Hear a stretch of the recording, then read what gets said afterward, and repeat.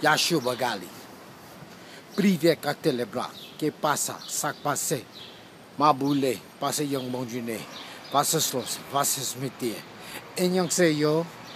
Mamara Tupara. I forgot all that rest of that shit. What's up, everybody? It's Blue. I'm in the BX. I'm on Creston Avenue on my way back to the train. I just got off the train a few minutes ago, and this African dude seen my books.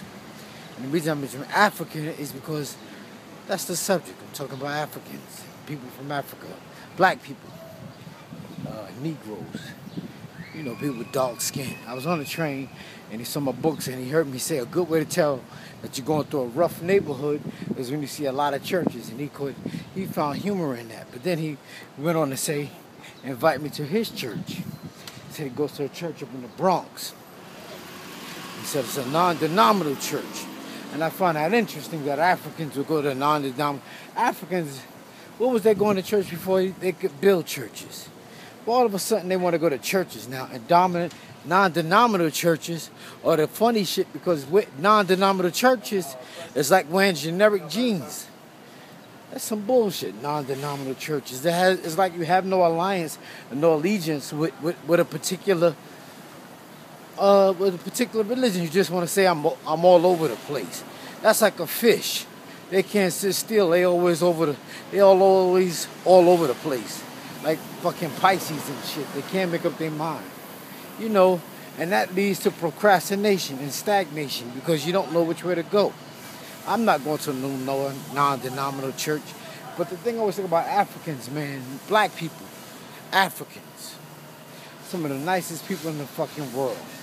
Humble as hell and peaceful people by nature. Bad by circumstances. We fucked up by the circumstances that we live in. Name one great, I can name 2 or 3, but name some real bad motherfucking African fighters. It ain't none. They don't have it in them.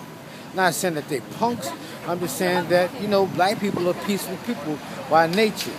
Now, when I talk about fighters, most of us, or 99.9% of us, got European in our blood. People don't like when I say that. But look at Joe Louis, high yellow.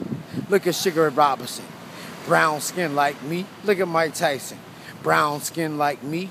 And he does have European in his blood. Best fighters were mutts, meaning that they was mixed. They had some European in their blood somewhere along the line. But naturally, jet black motherfuckers are not fighters. Look at Henry Akinwande. He ain't have no heart. Look at Ike Cortez when he fought De La Hoya. No balls, didn't want to dig deep.